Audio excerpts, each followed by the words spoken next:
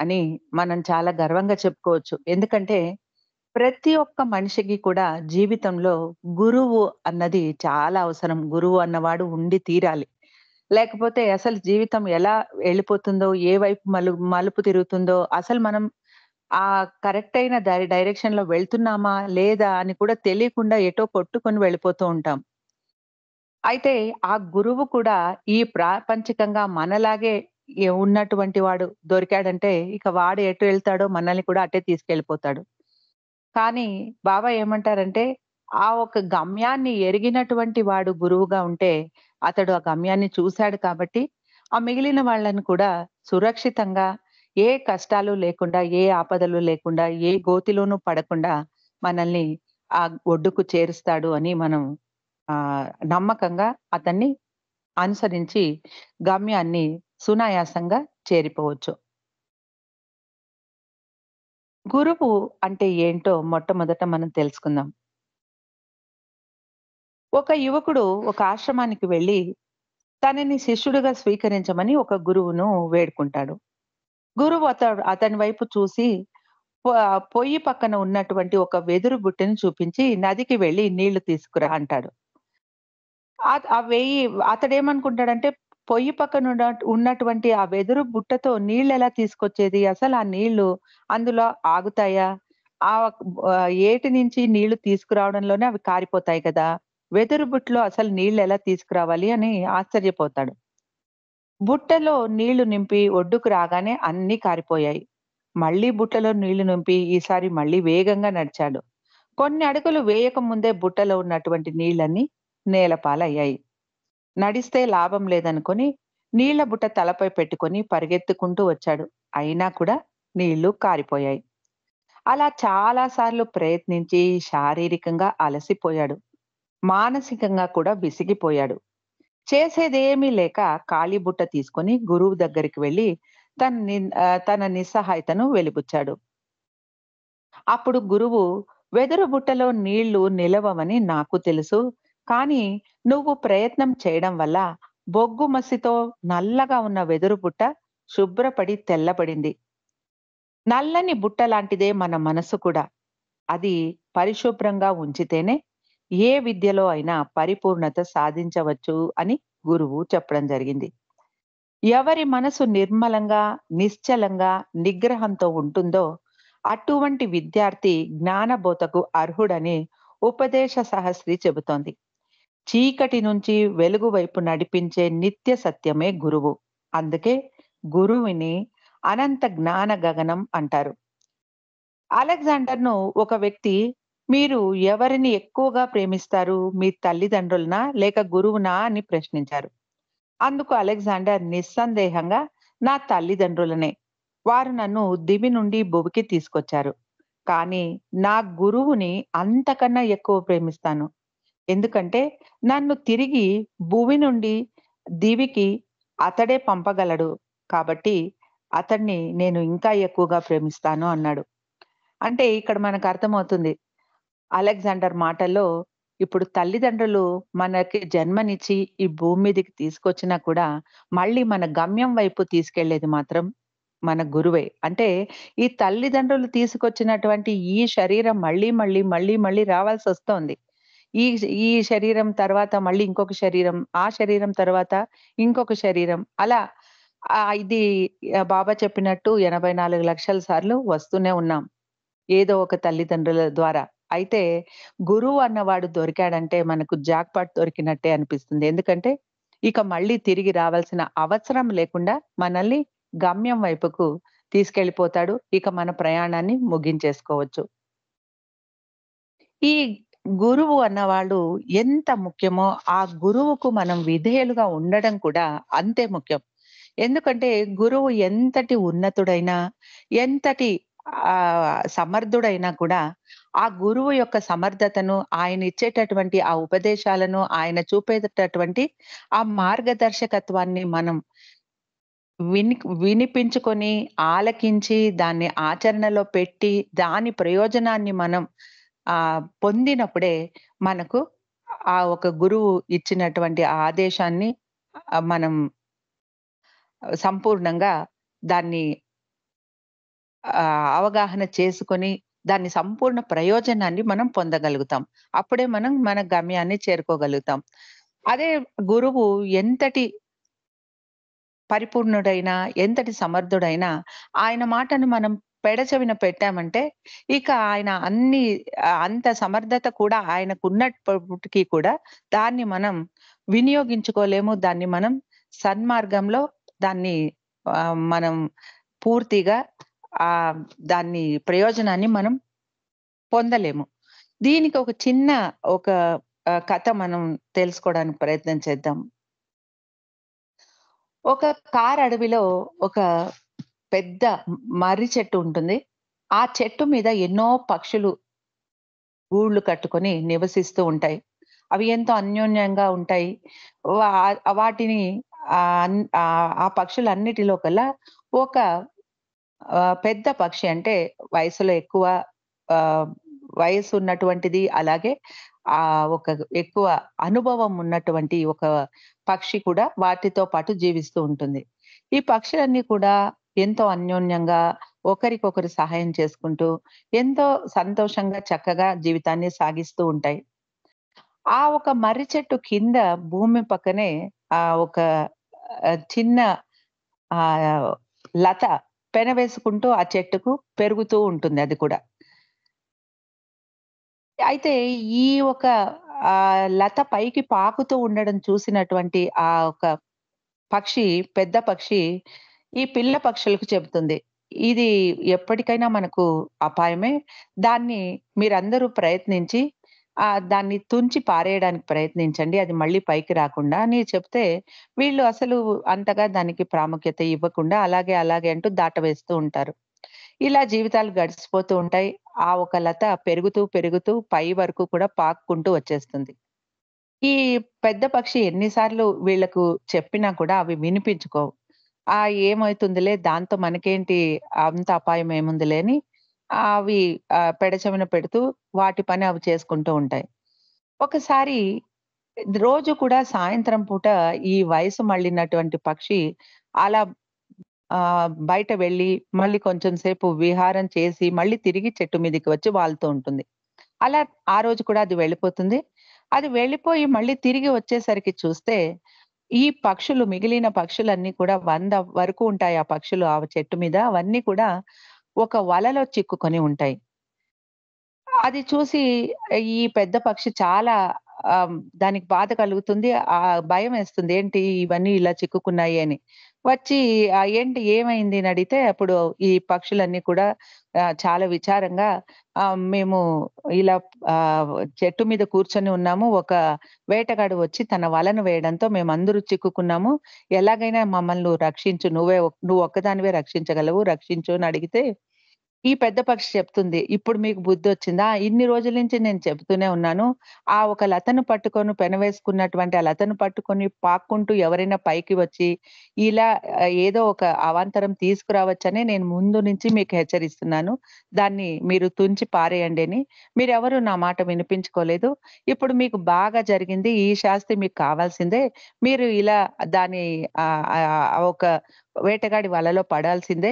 మీరు ఇంక ఏమైపోయినా నాకేంటి అన్నట్టు అది ఏం పట్టించుకోకుండా చాలా నిర్లక్ష్యంగా ఉంటుంది. వీళ్ళందరికి మిగిలిన పక్షులన్నిటికి కూడా చాలా ఆశ్చర్యం. ఎందుకంటే ఈ పెద్ద పక్షి ఎప్పుడు కూడా ఇంత నిర్దయగా ప్రవర్తించలేదు. ఎప్పుడూ చాలా సహాయం చేసేది. ఎంతో దయతో ఉండేది. అలాంటి పక్షి ఈరోజు ఎందుకు ఇలా చేస్తోంది? మమ్మల్నందరిని ఇంత అపాయంలో ఉన్నాం మేము. ఎందుకు రక్షించడం లేదు అని వాటికి ఆశ్చర్యం కలుగుతుంది. అయినా కూడా అవి వేడుకుంటాయి. దయచేసి మమ్మల్ని నువ్వే కాపాడాలి. నువ్వు తప్ప మమ్మల్ని ఎవ్వరు కాపాడలేరని. అప్పుడు ఇంక ఈ పక్షి సరేలే నేను ఏదో చేస్తాను అంటూ, నేను ఏం చెబితే అది మీరు వింటేనే నేను మీకు సహాయం చేయగలను. లేకపోతే నేను పట్టించుకోను అని చెప్పేసింది. చాలా కడాఖండిగా. అప్పుడు ఈ పక్షులన్నీ కూడా లేదు లేదు నువ్వేం చెప్పినా వింటాము అని దాన్ని ఆ పెద్ద పక్షిని వేడుకుంటాయి. అయితే నేను చెప్పినట్టు వినండి. మీరందరూ కూడా చనిపోయినట్టు ఊపిరి బిగపట్టి ఏదో ధ్యానంలో ఉన్నట్టు కళ్ళు మూసుకొని పడిపోండి. ఈ రేపు పొద్దున ఈ వేటగాడు వచ్చి ఈ వలలో ఉన్న పక్షులన్నీ చనిపోయాయి అనుకోని ఒక్కొక్క పక్షిని తీసి విదిలించి కిందికి వేస్తూ ఉంటాడు.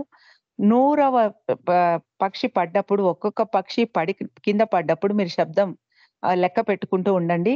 ఎప్పుడు 100వ పక్షి కూడా కింద పడుతుంది అని మీకు తెలుస్తుందో అప్పుడు అందరూ ఒకేసారి ఎగిరి వెళ్ళిపోండి. అప్పుడు మీరు రక్షింపబడతారు. ఇది మాత్రం చాలా మీరు నేను చెప్పినట్టు తూచా తప్పకుండా పాటించాలి. అప్పుడే మీరందరూ రక్షింపబడతారు అని ఈ పెద్ద పక్షి చెప్తుంది. అప్పుడు ఇవన్నీ కూడా సరే, సరే నువ్వు చెప్పినట్టే వింటాము అని అలాగే ఊపిరి బిగబట్టి కళ్ళు మూసుకొని చనిపోయినట్టు వీళ్ళు నటిస్తారు. ఈ పక్షులన్నీ నటిస్తాయి. అప్పుడు మరుసటి రోజు పొద్దున ఈ వేటగాడు వస్తాడు. వచ్చి చూస్తే ఏంటి ఈ పక్షులు కదలిక లేదు, ఇవో పడిపోయాయి, చనిపోయాయి ఏంటి అని అది వలను కిందికి దించి ఒక్కొక్క పక్షినే ఇలా తీసి, తీసి కిందికి పారేస్తూ ఉంటాడు. అంటే అవన్నీ కింద పడ్డాక ఒకేసారి తీసుకెళ్ళిపోదాంలే అని. అప్పుడు ఒక్కొక్క పక్షి కూడా ఆ సౌండ్‌న గుర్తుపెట్టుకొని 1, 2 అని 100 పక్షులు కూడా కింద పడ్డప్పుడు ఈ పెద్ద పక్షి చెప్పినట్టే అన్నీ ఎగిరి ఒకేసారి వెళ్ళిపోతాయి. ఈ వేటగాడు ఆశ్చర్యపోతాడు. ఇదేంటి ఏం జరుగుతోందిక్కడ అని. అప్పుడు అన్నీ కూడా రక్షింపబడతాయి. ఈ వేటగాడు ఇంగ అయ్యో! ఈ పక్షులన్నీ ఇలా నా మీద ఆహ్, ఆహ్, ఈ ఈ ట్రిక్కు పన్నాయా అనుకుంటూ పాపం ఇంకేం చేసేది లేక ఆ వల ఎత్తుకొని ఇంటికెళ్ళిపోతాడు. సరే ఈ పక్షులన్నీ మళ్ళీ తిరిగి చెట్టు మీద వాలి, ఈ పెద్ద పక్షికి తమ ధన్యవాదాలు తెలుపుకొని అందరిని నువ్వు రక్షించావు. నీకు ఎలా మేము కృతజ్ఞతలు చెప్పుకోవాలో తెలియట్లేదు అని చెప్పి చాలా సంతోషంగా తమ కృతజ్ఞతను ఈ పెద్ద పక్షికి చెబుతాయి. అయితే ఈ కొన్ని రోజుల తర్వాత ఈ పక్షులకంతా మనసులో అనిపిస్తోంది. ఎంత దయగా ఉన్నటువంటి ఈ పక్షి మేము ఆపదలో ఉన్నప్పుడు ఎందుకంత కఠినంగా ప్రవర్తించింది? ఎందుకలా చేసింది? అని ఒకరోజు ఉండబట్టలేక ఆ పెద్ద పక్షిని అడుగుతాయి. "ఎందుకలా చేశావు నువ్వు ఆ రోజు" అని. అప్పుడు ఆ పక్షి చెబుతుంది. "నేను సన్ అసలు నిజంగా అలా కోపంగా ఉన్నాను. మీ మీద అలా కోప్పడ్డానని మీరనుకుంటున్నారు. అయితే నేనలా నిజంగా కోపం లేదు నాకు. కోపం ఉన్నట్టు నేను నటించాను. అప్పుడే మీరు నా మాట వింటారు కాబట్టి, మీకు నిజంగా ఆ పరిస్థితిలో ఉన్నటువంటి గాంభీర్యం ఎంతదో, ఎలా మీరు వాటి నుంచి బయటపడాలో, ఆ సిట్యుయేషన్‌ని ఎలా మీరు గంభీరంగా తీసుకోవాలో కా మీకు తెలియజెప్పడానికి అలా నేను కొంచెం కఠినంగా ప్రవర్తించాను. లీ నాకు నిజంగా మీ మీద కోపం లేదు అని చెబుతుంది. అప్పుడు ఆహ్, ఈ ఒక సంఘటన ఎలా ఉందంటే, మనం ఎప్పుడు కూడా మన సీమితమైన మనసులతోనే ఆలోచిస్తాం. మనకు ఉన్న జ్ఞానం కూడా అలాగే సీమితమైనదే కాబట్టి, మనం అలాగే ఆలోచిస్తాం. మనం నిజంగా ఎవరము అన్న జ్ఞానం మనకు ఉండదు. అందుకే ఈ శరీరము, ఈ మనసే నేను అన్న భ్రమలో మనం ఎప్పుడు ఉంటాం. వాటికే అతుక్కుపోయి ఉంటాం. అంటే ఈ శరీరం నేను, ఈ మనసు నేను, ఇది నాది, నా వస్తువు, నా ఇల్లు, నా వాకిలి, నా వాళ్ళు అన్నట్టే మన ఆలోచనలు కూడా చాలా సీమితంగానే ఉంటాయి. అలాగే మన మన మన శరీరానికే మన మనసు అతుక్కుపోయి ఉంటుంది. మన మనసు నిండా కోరికలే నిండి ఉంటాయి కాబట్టి, మన మనసే మనకు గురువు. అంటే, మన మనసు ఏది చెబితే అదే వింటాం. అలాగే ప్రవర్తిస్తాం. మన మనసే మనకు గురువు అన్నట్టు మన ప్రవర్తన కూడా ఉంటుంది. మన మనసు ఏది చెబితే అదే మనం చేస్తూ ఉంటాం. ఈ సమస్య మనకు బంధనాలను కలిగించి దుఃఖానికి చేటు చేస్తుంది.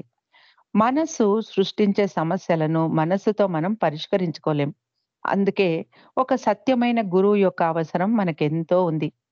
మన అజ్ఞానాన్ని నిర్మూలించి దారి చూపే గురువు మనకు కావాలి. గురువు నుండి వెలువడే ఒక్కొక్క ఆదేశం మనం ఒక్కొక్క మెట్టు ముందుకు ఎక్కడానికి ఉపయోగపడుతుంది. సత్యాన్ని చేరుకోవడానికి ఆ మెట్లు మనకు సహాయం చేస్తాయి. అందుకని గురువు యొక్క ఆదేశాలను విశ్వాసంతో, సర్వార్పణతో ఆచరించడం ద్వారా మనం గమ్యాన్ని ఎంతో సులభంగా, సురక్షితంగా చేరుకోగలుగుతాం. అదే మనకు కైవల్యానికి మార్గం అని ఈ ఒక కథ మనకు చెబుతుంది. అంటే గురువు ఎంత ప్రాముఖ్యతను వహిస్తాడో మన జీవితంలో అన్నది. అలాంటిది మనకు ఆ భగవంతుడే గురువుగా దొరకడం అన్నది మనం చేసుకున్నటువంటి పూర్వజనమ పూర్వజన్మల్లో మనం చేసుకున్నటువంటి సుకృతం అనే మనం చెప్పొచ్చు. బాబా ప్రేమికులు గురించి మనం చూస్తే బాబా ఇప్పుడు శరీరంలో మన మధ్య లేరు కనుక, శరీరధారి అయిన గురువును ఆశ్రయించాలని కొందరు బాబా ప్రేమికులు అంటూ ఉంటారు. ఇది మనం ఆహ్, రియల్ ట్రెజర్ వాల్యూమ్ 6 నుంచి తీసుకున్నటువంటి ఒక ఇన్సిడెంట్ అండి. ఇప్పుడు నేను మీతో పంచుకుంటున్నది. ఇక్కడేమంటున్నారంటే, ఇప్పుడు బాబా శరీరంలో లేరు కాబట్టి, మనకు శరీరధారి అయిన ఒక గురువు ఉంటే మంచిది అని చాలామంది అనుకుంటూ ఉంటారు. కానీ ఇది చాలా పెద్ద తప్పు అని రుస్తుం ఫలాటి అంటున్నారు. ఎందుకంటే బాబా కేవలం ఉన్నతోన్నతుడే కాదు, ఆయన శాశ్వతుడైన సద్గురువు కూడా. స్వయంగా బాబా ఏమన్నారంటే, తాను అన్ని కాలాల్లోనూ ఎల్లవేళలా అందుబాటులో ఉంటాను అని బాబా చెప్పారు. అలాంటప్పుడు బాబా ప్రేమికులు ఎక్కడికి వెళ్ళాల్సిన పని లేదు అని రుస్తుం అంటున్నారు. మెహర్వాన్ జస్సావాలా చెప్పిన ఒక సంఘటన ఈ విషయాన్ని ఇంకా ఖచ్చితంగా దృఢపరుస్తుంది. చాంజీ బాబా యొక్క మొదటి సెక్రటరీ. అతడి స్వభావం ఎలాంటిదంటే, అతడు చాలా చురుగ్గా ఉండేవాడు. ఒక్కచోట స్థిమితంగా ఉండేవాడు కాదు. ఏదైనా ఒక పని బాబా అప్పగిస్తే, అది వెంటనే చేసేయాలి. చేసిన వెంటనే మళ్ళీ తిరిగి అక్కడి నుండి వచ్చేయాలి. ఏది కూడా కాలయాపన చేసేవాడు కాదు. అతడు అంత అంటే రెస్ట్‌లెస్‌గా ఉండేవాడు. అతడి స్వభావమే అది. ఒకసారి బాబా చాంచీని ఏదో ఒక సందేశం ఇచ్చి సకోరికి పంపించి ఉపాసని మహారాజుకు ఆ సందేశాన్ని ఇచ్చి రమ్మన్నారు. అలా చాంజీ వెళ్లి ఆ వార్తను ఉపాసని మహారాజుకి చేరవేసి వెంటనే ఒక్క క్షణం కూడా ఆలస్యం చేయకుండా పని అయిపోగానే వెనుదిరిగి వచ్చేశాడు. అతడు ఉపాసని వద్ద ప్రసాదం తీసుకోవడం మర్చిపోయాడని కొంతమంది ఉపాసని శిష్యులు గమనించారు.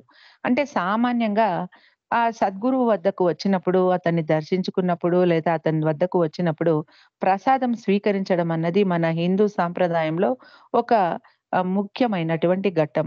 ఎందుకంటే ఆ ప్రసాదం ద్వారా ఆ సద్గురువు ఆ శిష్యుడికి ఏమివ్వాలో అది ఆధ్యాత్మిక ప్రయోజనాన్ని ఇస్తాడు కాబట్టి, అది ప్రసాదం మూలంగా దొరుకుతుంది కాబట్టి, వచ్చిన ప్రతివారు కూడా ఆ ప్రసాదాన్ని ఎలాగైనా స్వీకరించే వెళ్ళేవారు. ఇది ఒక ఆచారం మన హిందూ సాంప్రదాయం ప్రకారం. అయితే ఈ చాంజీ ప్రసాదం కూడా తీసుకోకుండా మళ్ళీ వడివడిగా వెన్ను తిరిగి వెళ్ళిపోవడం చూసి, మోపాసని శిష్యులు అయ్యో! ఇతడు ప్రసాదం తీసుకోకుండా వెళ్ళిపోతున్నాడే అంటూ అతన్ని రమ్మని కేక వేస్తారు. అయితే అతడు అప్పటికే చాలా దూరం వెళ్ళిపోయి ఉంటాడు. కాబట్టి అతడికి వినపడదు. చాంజీ వెళ్ళిపోతాడు. అప్పుడు ఉపాసని శిష్యులు ఉపాసని దగ్గరికి వచ్చి మహారాజ్ ఇలా చాంజీ మీ దగ్గర ప్రసాదం తీసుకోకుండా వెళ్ళిపోతున్నాడు. మేము వెళ్లి అతన్ని మళ్ళీ తీసుకొని వెనక్కి తీసుకురామా? మళ్ళీ మీరు ప్రసాదం అతడికి ఇస్తారా అని అడుగుతారు. అప్పుడు అడిగినప్పుడు అప్పుడు మహారాజ్ ఏమంటారంటే, "అతడికి నా ప్రసాదం అవసరం లేదు. అతడికి మెహర్ బాబాయే ఉన్నాడు.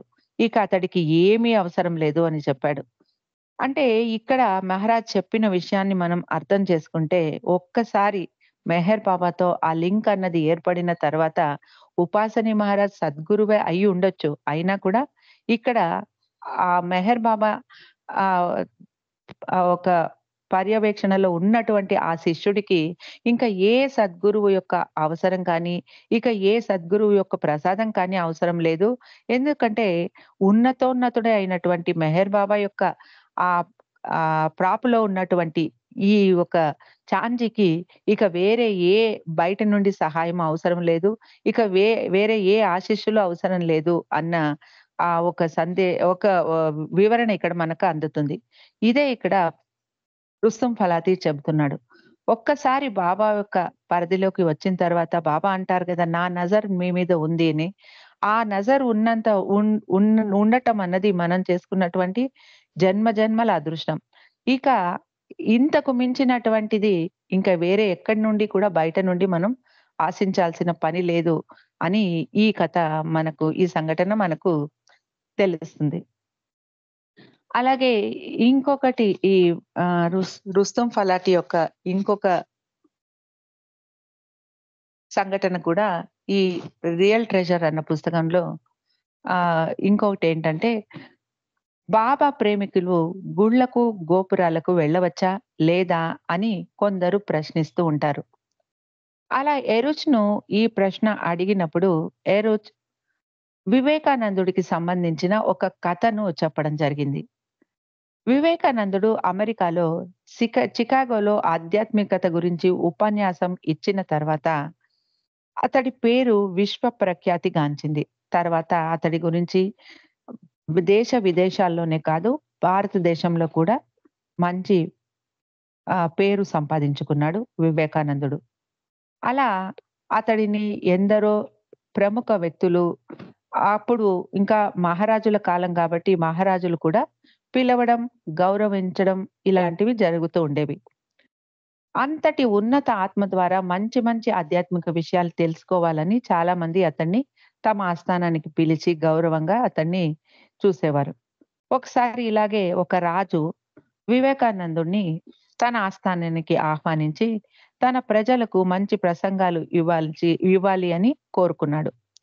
వివేకానందుడు ఆ రాజు యొక్క ఆహ్వానాన్ని మన్నించి అతడి ఆహ్వానానికి సంతోషపడి వెళ్తాడు ఆస్థానానికి. అప్పుడు రాజు వి వి వివే ఈ వివేకానందుడికి సకల గౌరవ మర్యాదలతో స్వాగతం పలికాడు. స్వయంగా రాజే ఎదురు వెళ్లి వివేకానందుడిని స్వాగతించి లోపలికి తీసుకొస్తాడు. అలాగే ఒక పరిచారకుడిని కూడా వివేకానందుడికి వెంటనే ఉండి అతడు ఏం కోరితే అది సమకూర్చి పెట్టమని, అతడికి సకల సదుపాయాలు అమర్చి పెట్టమని రాజు ఆ ఒక పనివాడికి ఆదేశిస్తాడు. అందుకని ఆ పనివాడు ఎప్పుడు కూడా ఈ వివేకానందుడి తోడునే ఉంటూ, అతడు ఏమడిగితే అది సమకూర్చి పెడుతూ, అతడికి సహాయపడుతూ ఉండేవాడు. రాజు తన రాజ్యభారానికి సంబంధించిన పని అంతా కూడా త్వరగా పూర్తి చేసుకొని, వివేకానందుడి వద్దకు వచ్చి ఎన్నో ఆధ్యాత్మిక తనకున్నటువంటి సంశయాలను అడిగి, వాటికి ఆహ్, సమాధానాలు తెలుసుకోవాలని సమావేశం అవుతాడు. అలా ఒకరోజు ఆ రాజు వివేకానందుడిని ఇలా ప్రశ్నించాడు. స్వామీజీ, నాకు ఒక్క విషయం అర్థం కావడం లేదు. నీ గురువైనటువంటి రామకృష్ణ సద్గురువు. అతడికి స్వయంగా భగవత్ సాక్షాత్కారం లభించింది. అలాంటి అతడు కాళికాదేవి విగ్రహాన్ని ఆరాధిస్తూ ఉండేవాడు. స్వయాన భగవంతుడు అయ్యుండి కూడా అతడలా ఎందుకు చేశాడు? అతడు ఆరాధిస్తున్నది కేవలం ఒక రాతి శిల్పం మాత్రమే. అందులో భగవంతుడు ఉండడు. ఇది కేవలం భ్రమ అన్న విషయం అతడికి తెలియదా? అది కేవలం ఒక శిల మాత్రమే కదా అని అడిగాడు. అంటే ఇక్కడ ఏమడుగుతున్నాడంటే, రామకృష్ణ పరమహంస భగవత్ సాక్షాత్కారం పొందినటువంటి సద్గురువు అయినప్పటికీ కూడా ఒక విగ్రహారాధనను అంటే కాళికాదేవి విగ్రహను ఎందుకు ఆరాధించేవాడు? అది కేవలం ఒక శిల అని మాత్రమే అతడికి తెలియదా? అందులో భగవంతుడు ఉంటాడు అని అతడెందుకు అనుకున్నాడు? అంటే ఆ ఒక శిలకు మాత్రమే దేవుడిని ఎందుకు సీమితం చేసి ఆరాధించేవాడు అంటూ అడుగుతాడు. వివేకానందుడు ఇది విని ఏమీ మాట్లాడలేదు. పక్కనే ఉన్న ఆ పరిచారకుడిని పిలిచి గోడ మీద తగిలించి ఉన్న ఒక చిత్రపటాన్ని చూపించి దాన్ని కిందికి దించమని ఆదేశించాడు వివేకానందుడు. అది ఆ రాజు యొక్క తండ్రి చిత్రపటం. ఆ ఫోటోలో ఉన్నది ఆ రాజు యొక్క తండ్రి. అతడు కొన్ని రోజుల ముందే చనిపోయి ఉన్నాడు. వివేకానందుడు అలా చెప్పగానే ఆ పనివాడు ఆశ్చర్యంగా చూస్తూ ఆ చిత్రపటాన్ని కిందికి దింపుతాడు. ఇదంతా చూస్తున్న రాజు చకితుడై ఏం జరుగుతోంది అని ఆలోచిస్తూ చూస్తున్నాడు. కానీ ఏమీ మాట్లాడలేదు. అంటే నేను ఈ ప్రశ్న వేసినా కూడా ఇతడేమీ మాట్లాడకుండా ఆ గోడకు తగిలించి ఉన్న నా తండ్రి చిత్రపటాన్ని ఎందుకు కిందికి దింపుతున్నాడు అని ఈ రాజు ఆశ్చర్యంగా చూస్తూ ఉంటాడు. ఆ చిత్రపటాన్ని దించి పెట్టగానే వివేకానందుడు ఆ పనివాడితో దాని మీద ఉమ్మి వేయమన్నాడు. ఆ పనివాడు ఆశ్చర్యపోయాడు. రాజు కూడా అదే పరిస్థితుల్లో ఉన్నాడు. పనివాడు సున్నితంగా ఆ పని చెయ్యనని తిరస్కరించాడు. ఇదంతా చూస్తూ ఉన్న రాజు ఇక తమాయించుకోలేక, స్వామీజీ, ఆ చిత్రపటం నా తండ్రిది. ఇలా ఆ చిత్రపటం మీద ఉమ్మి వేయమని మీరు ఆదేశించడం నా తండ్రిని, నా కుటుంబాన్ని అగౌరవపరిచినట్టే కదా అని అడిగాడు. అప్పుడు వివేకానందుడు అది ఎలా? మీ తండ్రిని అగౌరవపరిచినట్టు ఎలా అవుతుంది? అది కేవలం ఒక చిత్రపటం. అందులో ఒక కాగితం మరియు ఆ చిత్రానికి చుట్టూ ఉన్నటువంటి ఆ చెక్కతో కట్టినటువంటి ఫ్రేమ్ మాత్రమే ఉన్నాయి. ఆ విషయం మీకు కూడా తెలుసు కదా! అక్కడ మీ తండ్రి స్వయంగా లేడు కదా! కేవలం అతడి ఆ చిత్రాన్ని గీసినటువంటి ఆ ఒక కాగితం, తర్వాత దాని చుట్టూ ఉన్నటువంటి ఆ చెక్కతో చేసిన ఫ్రేమ్. ఇవి రెండే కదా అక్కడున్నది. మరి దాని మీద ఉమ్మి వేస్తే మీ తండ్రిని అగౌరవపరిచినట్టు, మీ కుటుంబాన్ని అగౌరవపరిచినట్టు ఎలా అవుతుంది? అని వివేకానందుడు అడుగుతాడు. అప్పుడు రాజు, "అది ఎలా అనుకుంటున్నారు స్వామీజీ? ఆ చిత్రపటంలో నా తండ్రి రూపం ఉంది కదా! నేను ఆ చిత్రపటాన్ని చూసినప్పుడు నా తండ్రే నా కళ్ళ ముందు మెదులుతాడు. నా తండ్రి జీవి జీవితం జీవంతంగా నా కళ్ళ ముందు కనిపిస్తాడు" అని చెప్పాడు రాజు. అంటే ఈ రాజు కూడా అంటాడు, "మీరది కేవలం ఒక చిత్రపటం అని అనుకుంటున్నారు. కానీ అందులో ఉన్నటువంటి ఆ ఒక కవళికలు, ఆ ముఖ కవళికలన్నీ కూడా నా తండ్రివే కదా! కాబట్టి ఆ ఫోటో చూస్తూనే నాకు నా తండ్రే గుర్తొస్తాడు. నా తండ్రి జీవంతంగా అందులో ఉన్నట్టు నాకనిపిస్తుంది. కాబట్టి అది కేవలం ఒక కాగితం అని ఎలా అనుకోగలను? అది నా తండ్రికి సంబంధించింది కాబట్టి దాన్ని అవమానిస్తే నా తండ్రిని అవమానించినట్టే కదా!" అని ఈ రాజు చెప్పడం జరుగుతుంది. అప్పుడు వివేకానందుడు నవ్వుతూ, "మీరు చెప్పేది అక్షరాల నిజం. మీరు ఇదంతా ఇందాక కాళీమాత విగ్రహం గురించి అది ఒక శిల మాత్రమే అన్నారు కదా! కానీ దాన్ని ఆరాధన ద్వారా ఆ శిలలో దైవత్వం నింపి దాన్ని దేవుడిలా తయారు చేసి ఆరాధిస్తున్నటువంటి పరమహంస అంటే రామకృష్ణుడు దాన్ని కేవలం ఒక శిల అని ఎలా అనుకుంటాడు? ఎందుకంటే ఆ ఒక శిలలో అతడు ఆరాధన ద్వారా అందులో దైవత్వాన్ని నింపాడు అని వివేకానందుడు వివరించాడు. అప్పుడు ఈ రాజుకు తాను చేసినటువంటి ఆ పొరపాటు అర్థమవుతుంది. అంటే అది మనం చూసే భావన మీద అది ఆధారపడి ఉంటుంది. అది కేవలం ఒక శిల అనుకుంటే అందులో దేవుడు ఉండడు. కానీ అందులో మనం ఆరాధన ద్వారా అందులో దైవత్వాన్ని నింపగలిగితే ఆ శిలలోనే మనకు దేవుడు సాక్షాత్కరిస్తాడు అన్నది ఈ భావన అన్నది చాలా ముఖ్యం అంటూ ఇక్కడ రామకృష్ణ గురించి చేస్తున్నటువంటి ఆ ఒక ఆరాధన గురించి వివేకానందుడు ఆ రాజుకు వివరించడం జరిగింది. అంటే ఇక్కడ మనం కూడా దేవాలయాలకు వెళ్ళవచ్చా? లేదా? అన్న మీమాంసలో ఉన్నప్పుడు, అక్కడ మనం వెళ్ళినా కూడా అక్కడ ఏం చూస్తున్నామో అన్న దాని మీద మన దృష్టి ఉంటుందో, దాని మీద మనం నిర్ణయించుకోవచ్చు వెళ్ళాలా? వద్దా? అని. ఇప్పుడు ఏ గుడికి వెళ్ళినా, ఏ మాస్‌కు వెళ్ళినా, ఏ చర్చ్‌కు వెళ్ళినా, అక్కడ మనం బాబాను గనక చూడగలిగితే, నువ్వు ఎక్కడికెళ్ళినా అందులో ఎలాంటి తప్పు లేదు అని ఈ కథ మనకు తెలియజేస్తుంది. ఇదే ఇక్కడ రుస్తుం ఫలాటి చెబుతున్నారు. మన భావన అన్నది చాలా ముఖ్యం. బాబా అదే చెప్పేవారు. ఏ పని చేస్తున్నావు అన్నది ముఖ్యం కాదు. ఏ భావనతో చేస్తున్నావు అన్నది చాలా ముఖ్యమని. కాబట్టి ఆ భావన అన్నది మనం అలవరుచుకోవాలి. ఎక్కడ ఉన్నా కూడా భగవంతుడు సర్వాంతర్యామి. కాబట్టి మన తండ్రి అయినటువంటి మెహర్ బాబా మనకు ప్రతి అణువులోనూ మనకు కనిపించగలిగితే, అలా మనం చూడగలిగితే మనం నిజంగా ధన్యులమే. ఎక్కడికెళ్ళినా, ఏ చోటికి వెళ్ళినా ఎలాంటి తప్పు లేదు. మనం సందేహించాల్సిన అవసరం లేదు అని మనకు ఈ కథ తెలియజేస్తుంది.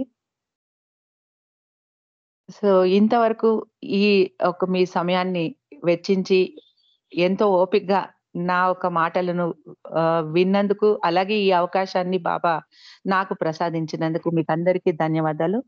అవతార్ మెహర్ బాబా కీ జై. జై బాబా అండి నర్మద్ గారు. ఆ గురువు యొక్క ఇంపార్టెన్స్ అసలైన భావనతో ఉంటే రాయిలో కూడా మనం భగవంతుని చూడవచ్చు అనే అద్భుత విశేషాలతో పాటు బాబా కూడా మెహరామాయి కూడా అంటారు. మన పనుల్లో మనం బిజీ అయిపోయి బాబాని మర్చిపోయినా బాబా ఆలోచనలన్నీ ప్రేమికుల చుట్టే, ప్రేమికుల గురించి ఆలోచిస్తాడు. కాబట్టి బాబాని ప్రేమించండి, మరింత ప్రేమించండి అని చెప్తూ ఉంటారు మెహరామాయి కూడా. బాబా కూడా నిజమైన గురువుని గుర్తించాలి అంటే కూడా కొన్ని కొన్ని హింట్స్ ఇచ్చారండి. నిజమైన గురువు దగ్గర డబ్బు ప్రసక్తి ఉండదు, అతడు బోధ గురువే కాదు బాధ గురువు అవుతాడని కూడా అంటున్నారు బాబా. నిజమైన గురువు ఏంటంటే అందరినీ సమానంగా చూస్తాడు. బీదవాడు, ధనికుడు, పేదడు అంటే కులం, మతం దేనికి ఇంపార్టెన్స్ ఇవ్వడు. ఇట్లా బాబా చాలా అద్భుతంగా అసలైన గురువుని గుర్తించడం ఎలా అని చెప్పి ఒక సందేశాన్ని ఇచ్చారు. అలాగే ఈ రోజు కూడా మీరు చెప్పినట్లుగా ఈ రామకృష్ణ పరమహంస ఏదైతే వివేకానంద గారు చెప్పించారో అది నిజంగా మన బావ కూడా అంటారు, నేను ఎక్కడ ఉన్నా మీరు ఎక్కడ ఉన్నా మీరు నిజాయితీగా ఆరాధిస్తే ఆ ఆరాధన నేను అందుకుంటాను అంటాడు కదా తండ్రి. అలా మీరు ఇవాళ చాలా అద్భుతంగా గురువు యొక్క ఇంపార్టెన్స్, మనం ఏ భావనతో భగవంతుని ప్రేమించాలి అన్నది చాలా చక్కగా, వివరంగా, సరళంగా మీదైన సరళిలో చాలా అద్భుతంగా చెప్పారు నర్మద గారు. జై బాబా. ఒక సంకీర్తనకి అవకాశం ఉంది, పాడతారా? జై బాబా అండి, ఒక్క నిమిషం. నర్మద. జై బాబా.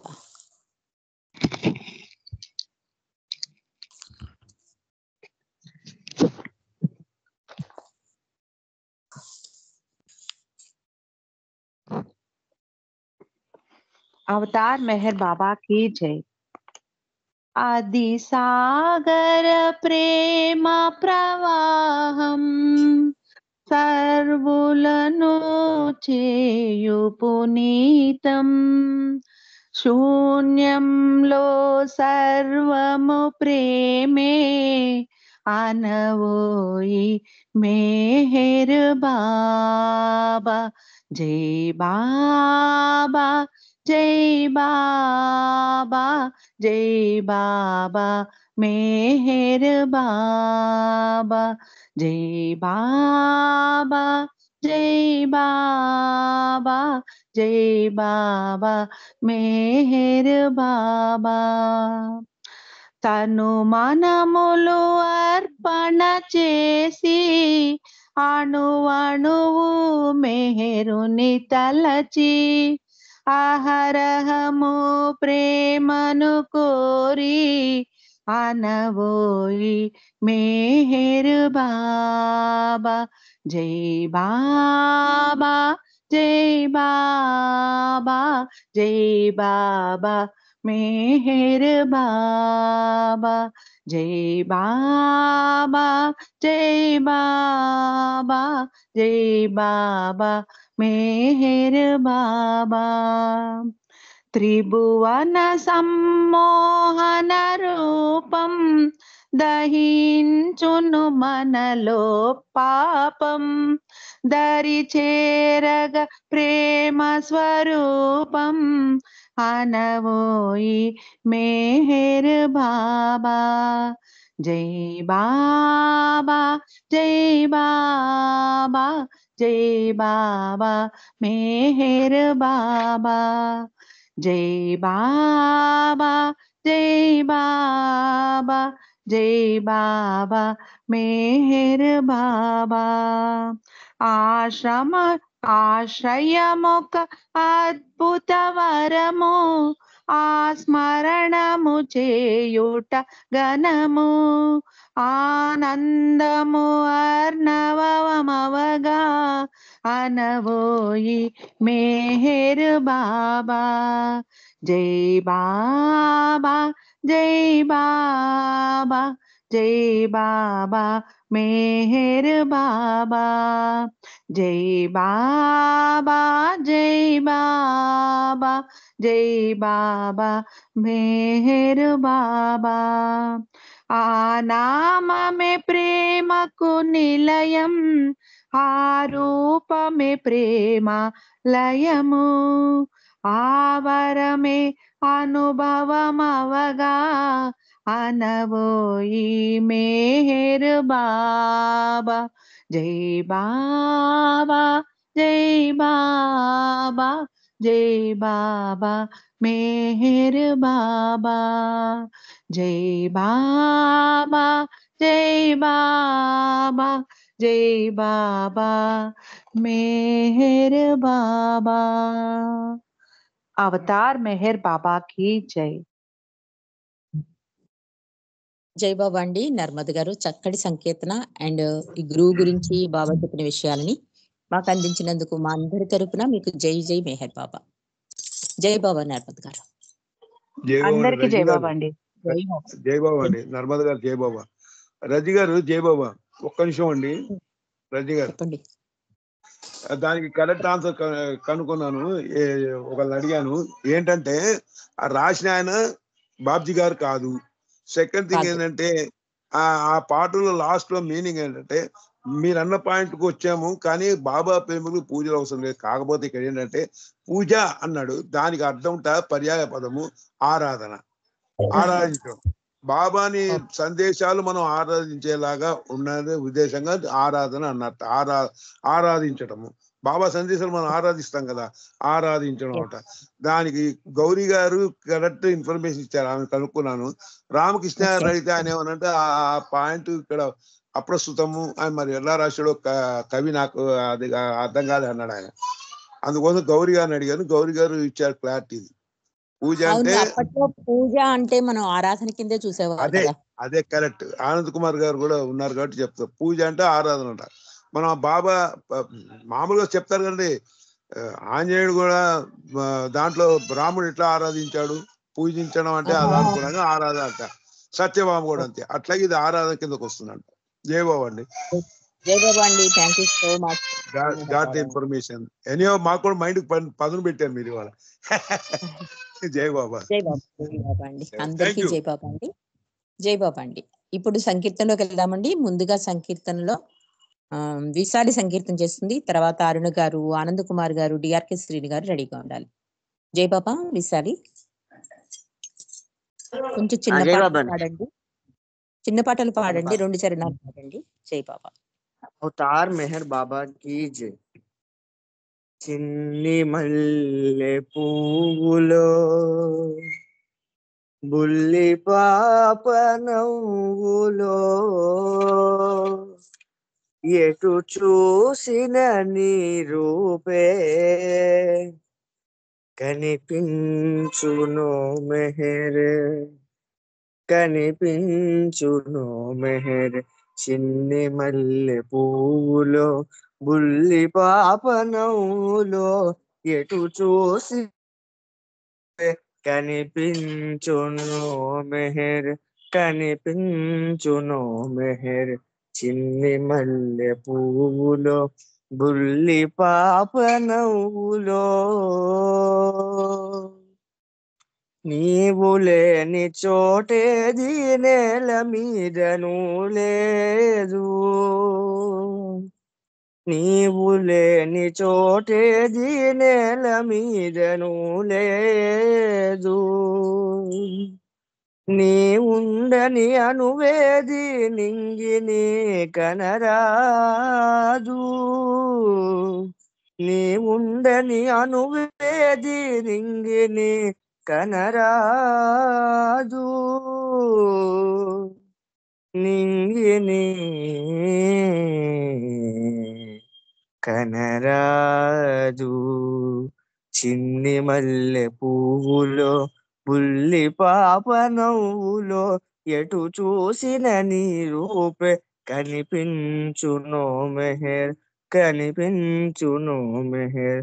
చిన్ని మల్లె పువ్వులో బుల్లి పాప నవ్వులో నీవు లేక నేను లేను, నేను లేక నీవు రావు, నీవు లేక నేను లేను, నేను లేక నీవు రావు. నీవు నేను ఒకటే అను నిజము తెలుసుకున్నాను, నీవు నేను ఒకటే అను నిజము తెలుసుకున్నాను, నిజము తెలుసుకున్నాను.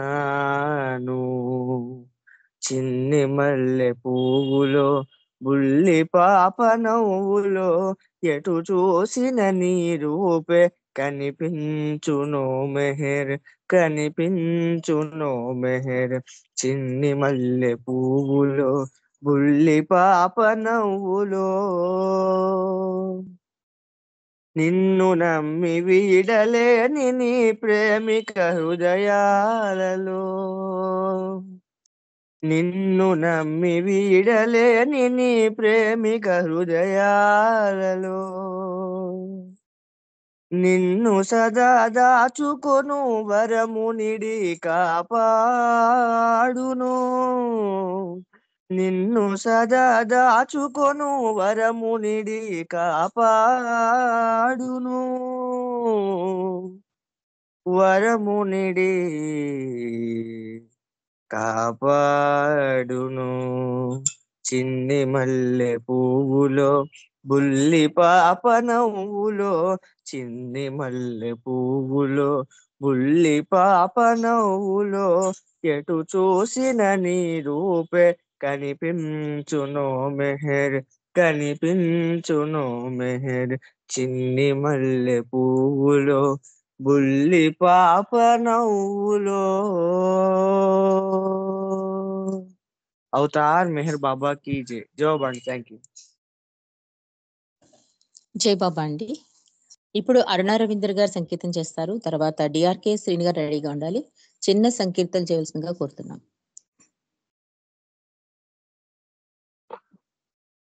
जय बाबा। अवतार मेहर बाबा की जय।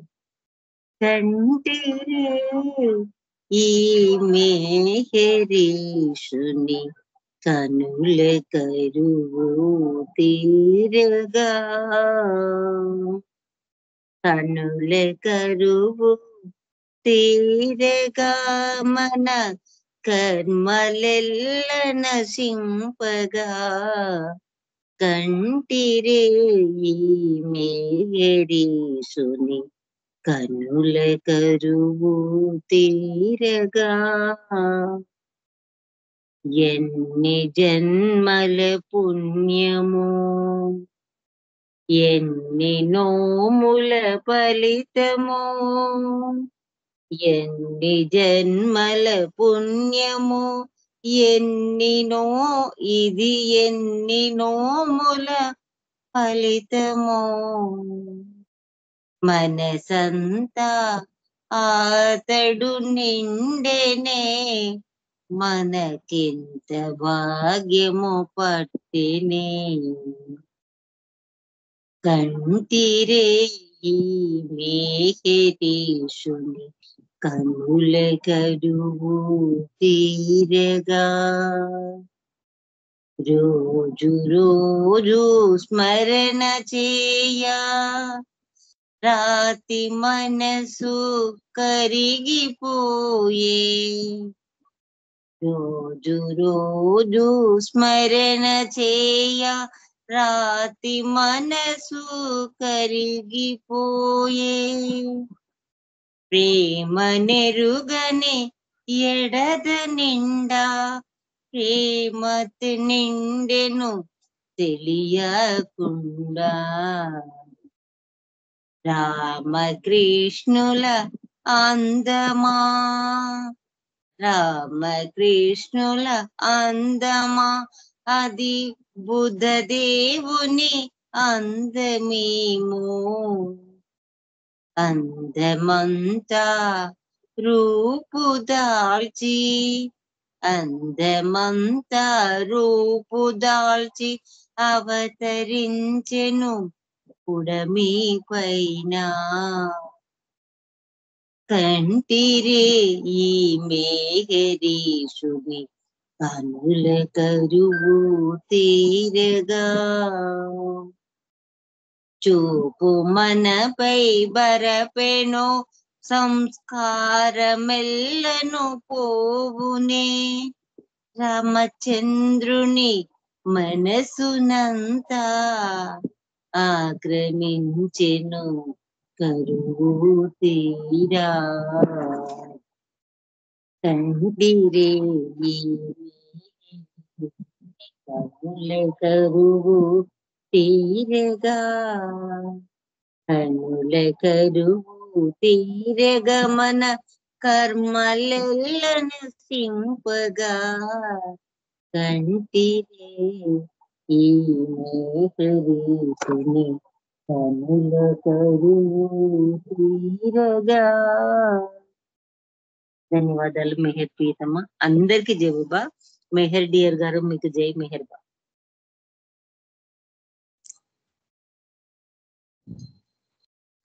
జై బాబా అండి అరుణ్ గారు, చక్కటి సంకేతాన్ని అందించినందుకు జై మెహర్ బాబా. ఇప్పుడు డిఆర్కే శ్రీని గారు చెప్పానా, ఉన్నారా?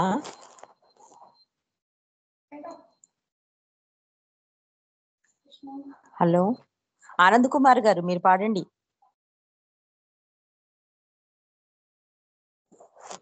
హలో జై మెహర్ బాబా అమ్మ. జై బాబా. ఆనంద్ కుమార్ గారు, నెక్స్ట్ డిఆర్కే శ్రీని గారు రెడీగా ఉండాలి. అవతార్ మెహర్ బాబా की जय. ప్రేమే ఇలపై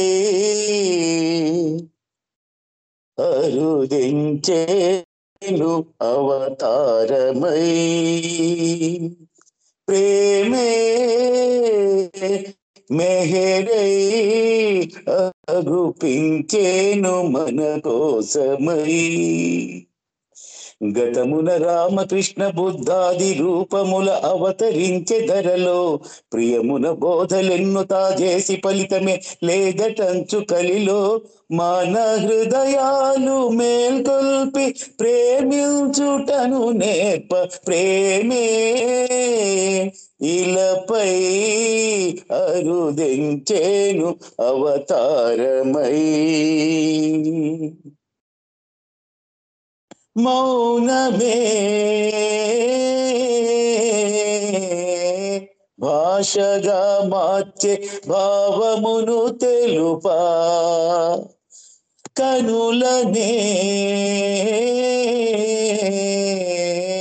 జ్యోతులుగా మార్చే మార్గమును చూపా, చూపులే మాటలై కరములే వరములై మన హృదయాలు దోచేను ప్రేమించుటను నేర్ప, ప్రేమే ఇలపై అరుదించేను అవతారమై. సన్నిధే పెన్నిధని చాటే ప్రియమారమనకు, సర్వము ప్రేమలో చూపే కనలేని మనకు, ఎదలలో నిలిచెను సుధలనే చిలికెను మన హృదయాలు దోచేను ప్రేమించుటను నేర్ప, ప్రేమే ఇలపై అరుదించేను అవతారమై. ప్రేమే మెహరై అగుపించేను మన కోసమై. గతమున రామకృష్ణ బుద్ధాది రూపముల అవతరించే ధరలో, ప్రియమున బోధలెన్ను తాజేసి ఫలితమి లేదటంచు కలిలో. మన హృదయాలు మేల్కొల్పి ప్రేమించుటను నేర్ప, ప్రేమే ఇలపై అరుదించేను అవతారమై.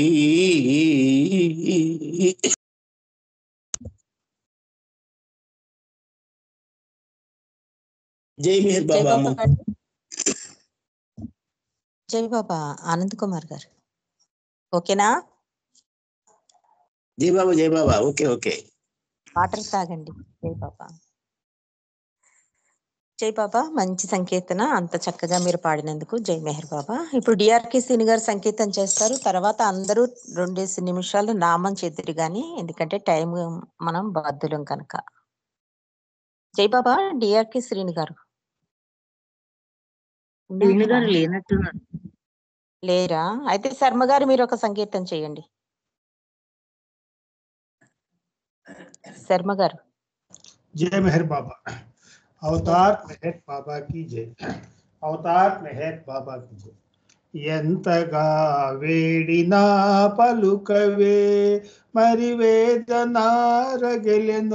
ప్రియతమా మెహరు ప్రియతమా ఎంతగా వేడినా పలుకవే తరచు నీదు పాద సేవ చేయలేదనా అరసి నీదు ప్రేమ బాట మసలలేదనా ఏమని నీ వింతగా బదులు పలుకవు సుతులు వెతలు దీచు తండ్రి కలుకకూడదు ఎంతగా వేడినా పలుకవే అంతమందు దేహము ఏనాడు ఎచటనో చెంత చేచి పలకరించే చింతబాపు 7 ఏండ్లకేని మరల రావు అంతవరకు వేచి ఉండవల్ల కాదు ఎంతగా వేడినా పలుకవే మిండుకుండ తొడకదన్న సామెతున్నది డంబ మెరుగుదన్న సూక్తి ప్రేమకున్నది ఆడంబరముడగ చేసి మనసు తీసుకో మనసు పోతే గాని నీలో మసలలేనులే ఎంతగా వేడినా పలుకవే పరివేదనారగిలినో ప్రియతమా మెహరు ప్రియతమా ఎంతగా వేడినా పలుకవే అవతార్ మెహర్ బాబా की जय जय మెహర్ బాబా మెహర్ రజనీ గారు థ్యాంక్ యూ జై బాబా అండి. చక్కటి సంకేతం అందించినందుకు జై మెహర్ బాబా. ఇప్పుడు ధనలక్ష్మి ఒక సంకేతం చేస్తుంది. తర్వాత సత్యవాణి మండవెల్లి అని ఉన్నారు. హలో, నెక్స్ట్ రెడీగా ఉండాలి. జై బాబా. ధనలక్ష్మి చిన్న సంకేతం. జై బాబా. అందరికీ జై మెహర్ బాబా. అవతార్ మెహర్ బాబాకి జై.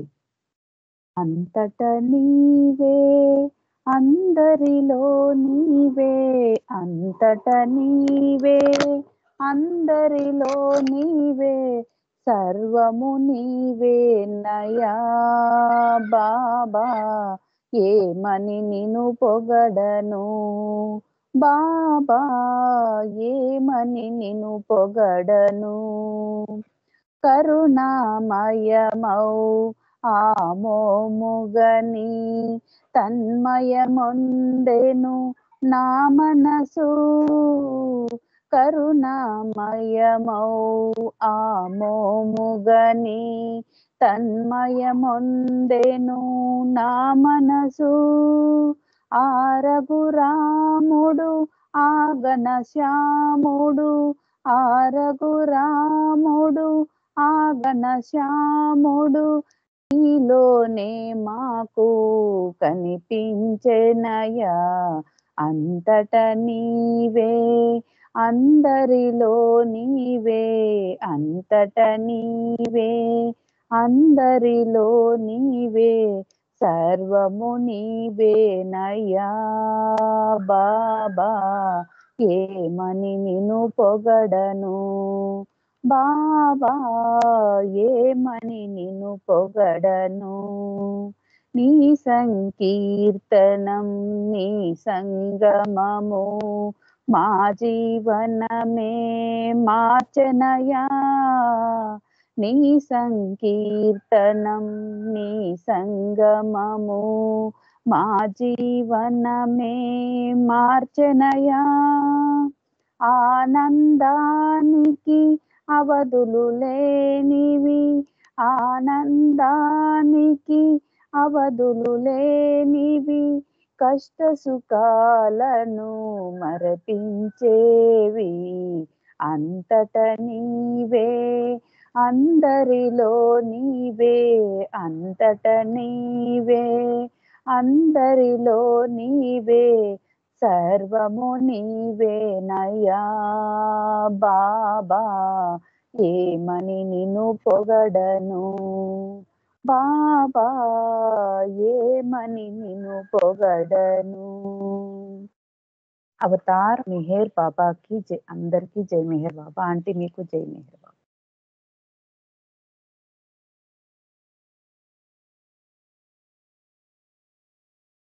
జై బాబా. ఇప్పుడు సత్యవాణి మండవిల్లి ఒక సంకీర్తన చేస్తారు.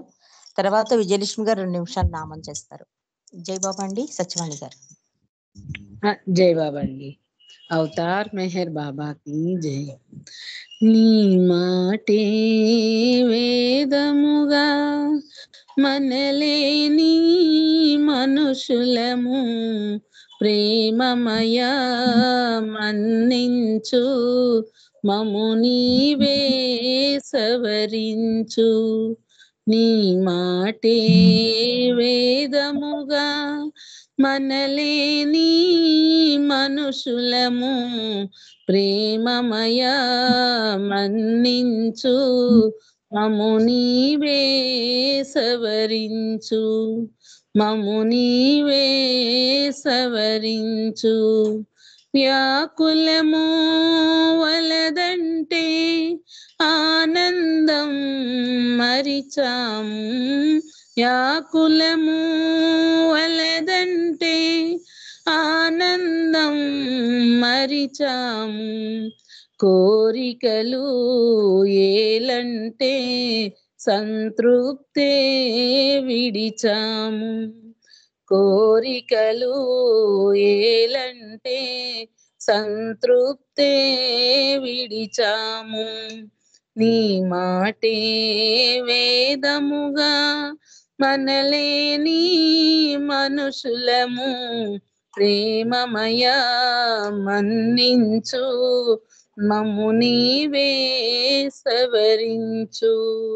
ప్రేమొకటే చాలంటే ఆ ఒకటే విడిచాము. ప్రేమొకటే చాలంటే ఆ ఒకటే విడిచాము. కపటమది తప్పంటే ఆ ఒకటే చేసాము. కపటమది తప్పంటే ఆ ఒకటే చేసాము. నీ మాటే వేదముగా మనలేని మనుషులము ప్రేమమయ మన్నించు మము నీవే సవరించు. ఎన్నున్నా మెహరంటూ క్షణ క్షణము గడిపేము. ఎన్నున్నా మెహరంటూ క్షణ క్షణము గడిపేము. నిన్ను వీడి మనలేము మెహర్ శ్రీ హృదయేశ. నిన్ను వీడి మనలేము మెహర్ శ్రీ హృదయేశ. నీ మాటే వేదముగా మనలేని మనుషులము ప్రేమమయ మన్నించు మము నీవే సవరించు. మము నీవే సవరించు. అవతార్ మెహర్ బాబాకి జై. జై బాబా అండి. రజనీ గారు. జై బాబా అండి. సత్యవాణి గారు చాలా మంచి సంకీర్తన అందించారు. జై బాబా. ఇప్పుడు 2 నిమిషాలు నామం విజయలక్ష్మి గారు, జ్యోతి గారు, వెంకటేష్ గారు చేశాక ప్రార్థనలకి శ్రీకుమార్ గారు రెడీగా ఉండాలి. अवतार मेहर बाबा की जय. सच्चिदानंद परमानंद मेहर बाबा विद्यानंद. सच्चिदानंद परमानंद मेहर बाबा विज्ञानंद. सच्चिदानंद परमानंद मेहर बाबा विज्ञानंद. मेहर बाबा विज्ञानंद मेहर बाबा सच्चिदानंद. मेहर बाबा विज्ञानंद मेहर बाबा सच्चिदानंद. सच्चिदानंद परमानंद मेहर बाबा विज्ञानंद. सच्चिदानंद परमानंद मेहर बाबा विज्ञानंद.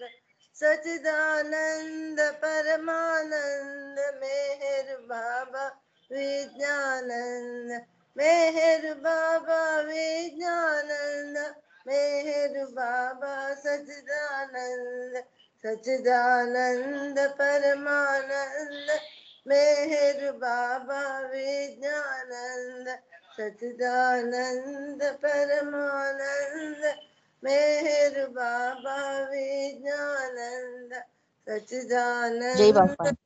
जय बाबा జై బాబా. ఇప్పుడు మెహజ్యోతి గారు 2 నిమిషాలు నామం చేస్తారు. తర్వాత కొంచెం వెంకటేష్ గారు 2 నిమిషాలు నామం చేయాలి. జై బాబా అండి. జై బాబా అండి. అవతారు మెహరు బాబా की जय అవతారు మెహరు బాబా की जय అవతారు మెహరు బాబా की जय అవతారు మెహరు బాబా की जय అవతారు మెహరు బాబా की जय అవతారు మెహరు బాబా की जय मेहर बाबा की जय मेहर बाबा की जय मेहर बाबा की जय मेहर बाबा की जय अवतार मेहर बाबा की जय अवतार मेहर बाबा की जय अवतार मेहर बाबा की जय अवतार मेहर बाबा की जय अवतार मेहर बाबा की जय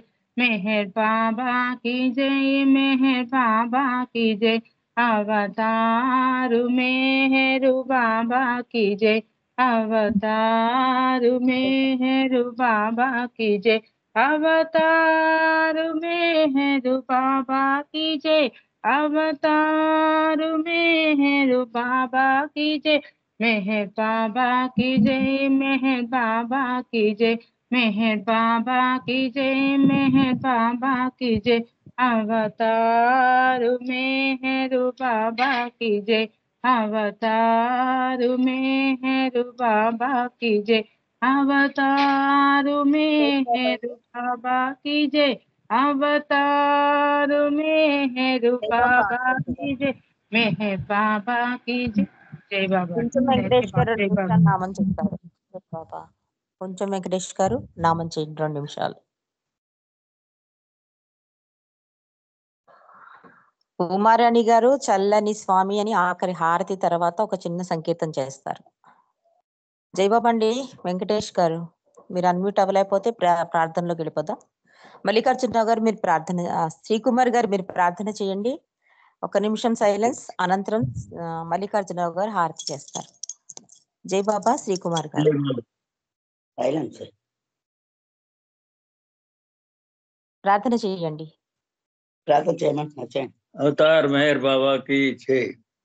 ఓ సర్వరక్షక, ఓ సర్వసాక్షి, ఆదేను లేదు నీకంతంబు లేదు, నిర్ద్వంద్వమూర్తివి నిరుపమానుడవు, నీ ప్రమాణ మెరుంగ నేరరవ్వరును, ఏ రంగు లేదు నీకే వ్యాఖ్య లేదు, ఏ రూపమును లేదు ఏ పోల్కి లేదు, నీకు హద్దులు లేవు నెనుగొల్వలేరు, ఊహల కావలనుందువు నీవు, గ్రహింపశక్యము కాదు ఎవ్వరికి, మెచ్చుడా వెలలేదు నీకు నాశము, విభజింపగా నిన్ను వీలు లేదయ్యా, దివ్య దృష్టికి గాని దృశ్యముగావు, మున్నుంటి ఇప్పుడుంటి ముందుండగలవు, అంతరుంగరాని ఆదిని గలవు, సాకారి మరి నిరాకారి వీవు, లోకములన్నిట లోకాల కవల, త్రిజుగమ్ములందున త్రిజుగాల కవల,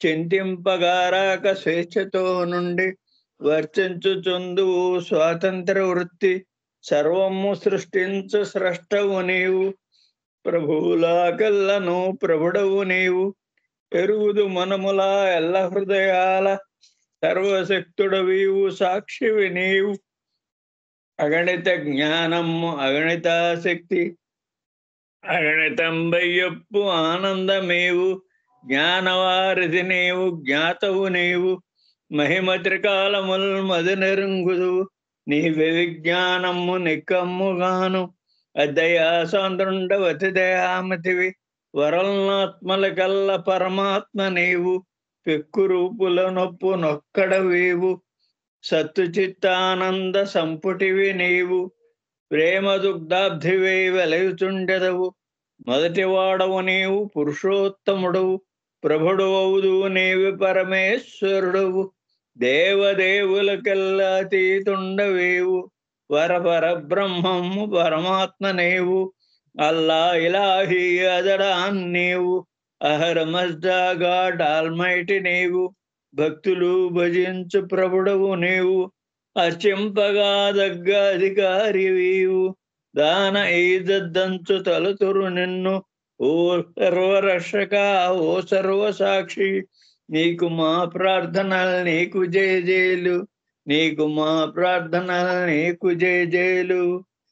ఓంకార రూపివై అప్పారు దేవా, హే పరబ్రహ్మమా హే పరమాత్మ, స్వర్గసీమ జరించు జనక సర్వేశ, నిన్ను గొల్చదమయ్య నిశ్చలా భక్తి, పరితపింతు మాదు పాపాల కథలో, అనృతమ ధర్మంబు అపరిశుభ్రము, అగుతలంపులకెల్ల ఆత్మగుందెదము, పలుకగూడని పలుకు పలికినందులకు, చేయగూడని పనులు చేసినందులకు, భావములో మేము పరితపించదము, స్వార్థము చేయనైన స్పర్ధ చేయనైన, చేసిన మా దుష్ట చేష్టలన్నిటికీ, ఆడిన మాటల కన్నయూహలకు, అధిక పశ్చాత్తాపమందుచున్నాము, కామవాంఛలకు మా కామవర్తనలకు ప్రత్యేకముగా మేము పరితపించదము, ప్రతి అసత్యమునకు ప్రతి మోసమునకు, పలికిన వాగ్దాన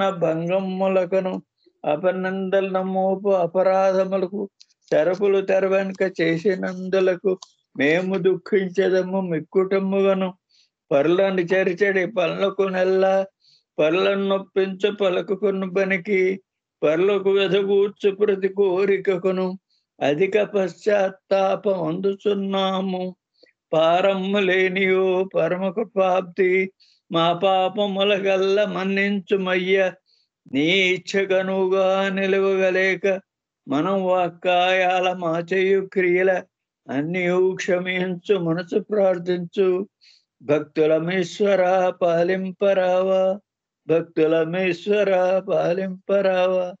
ప్రియ దైవమా, నిన్ను అధికాధికంగా ప్రేమించుంటును, ఇంకనూ అధికముగా నీతో ఐక్యమునంతటి అర్హత కలవార మగనున్నంత వరకును నేను ఇంకనూ అధికముగా ప్రేమించున్నట్లు మాకు సహాయం చేయము. ప్రియ దైవమా, చెట్ట చివరి వరకు బాబా నీ కొంగును విడువకుండునట్లు మాకందరకు సహాయం చేయము. అవతార్ మెహర్ బాబాకి జై, అవతార్ మెహర్ బాబాకి జై. బాబా రజనీ గారు, జై బాబా అందరికి.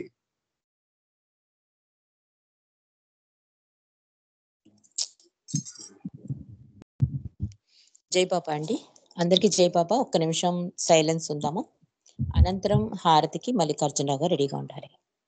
జై బాబా అండి.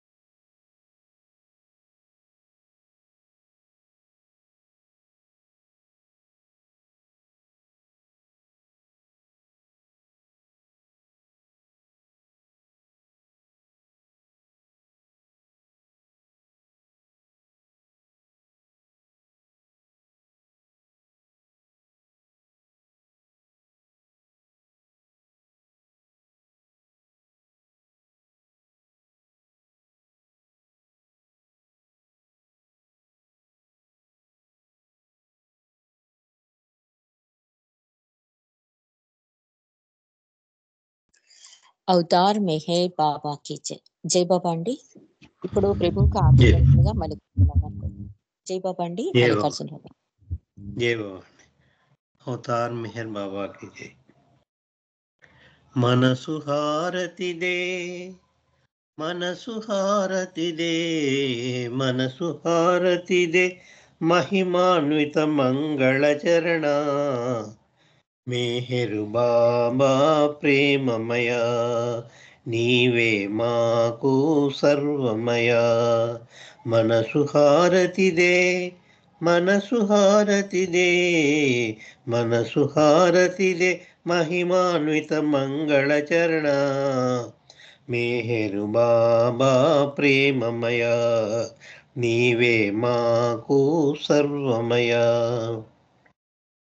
శ్రీకరమౌని సుందర రూపం శుభకరమౌ ఆనంద స్వరూపం శ్రీకరమౌని సుందర రూపం శుభకరమౌ ఆనంద స్వరూపం విమల దయాగుణ ప్రేమ స్వరూపం విమల దయాగుణ ప్రేమ స్వరూపం నిరుపమ తేజో విలసిత సత్య స్వరూపం మేహరు బాబా ప్రేమమయ నీవే మాకు సర్వమయ మనసు హారతిదే మనసు హారతిదే మనసు హారతిదే మహిమాన్విత మంగళచరణ మేహరు బాబా ప్రేమమయ నీవే మాకు సర్వమయ నీ సేవే మాకిహము పరము నిన్ను సేవించే జన్మే ధన్యం నీ సేవే మాకిహము పరము నిన్ను సేవించే జన్మే ధన్యం నీ చరణములే శరణం శరణం నీ చరణములే శరణం శరణం జీవిత పరమావధి నీ సన్నిధి కాదా మేహరు బాబా ప్రేమమయ నీవే మాకు సర్వమయ మనసు హారతిదే మనసు హారతిదే మనసు హారతిదే మహిమాన్విత మంగళచరణ మేహరు బాబా ప్రేమమయ నీవే మాకు సర్వమయ మానస చోర మదిగైకోర శాశ్వతమౌని దరిరా నీరా మానస చోర మదిగైకోర శాశ్వతమౌని దరిరా నీరా అంజలితో మా మనసులు నీకు అంజలితో మా మనసులు నీకు కానుక చేశాము నేడు మౌన స్వరూప మేహరు బాబా ప్రేమమయ నీవే మాకు సర్వమయ మనసు హారతిదే మనసు హారతిదే మనసు హారతిదే మహిమాన్విత మంగళచరణ మేహరు బాబా ప్రేమమయ నీవే మాకు సర్వమయ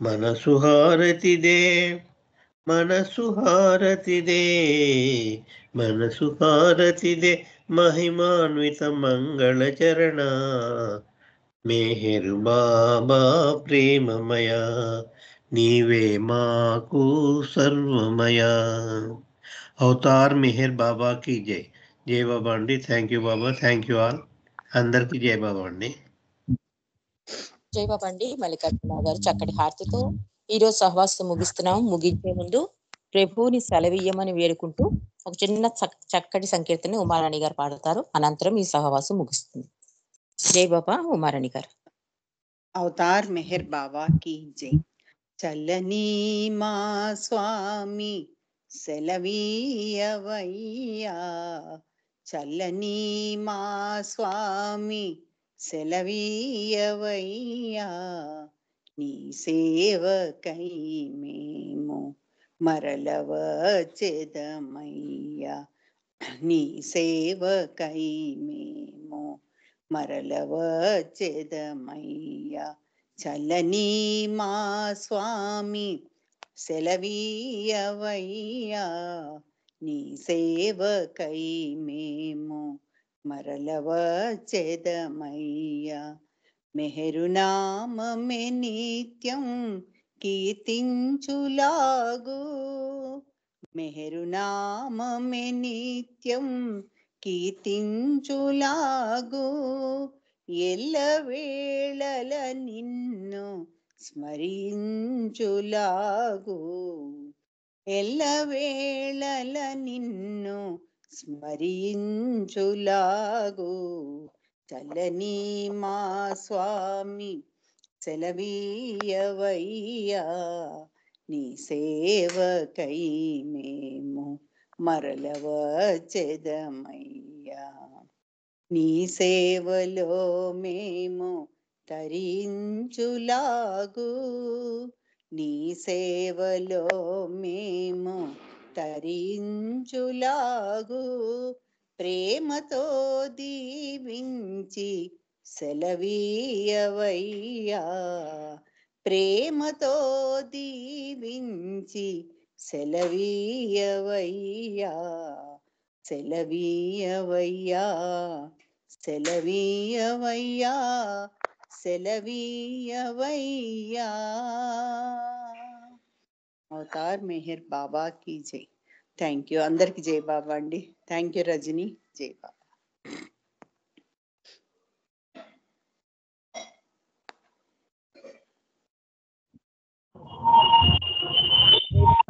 అందరికీ జై బాబా. ఒక 15 నిమిషాలు లేట్ అయినందుకు ప్రభువుని క్షమించమని కోరుకుంటూ ఈ సహవాసం ఇంతటితో ముగిసింది. చక్కటి సంకీర్తనతో ఈ సహవాసం ముగిసినందుకు జై మెహర్ బాబా.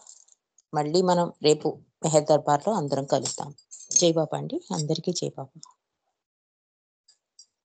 జై బాబా అండి. అందరికీ జై మెహర్ బాబా.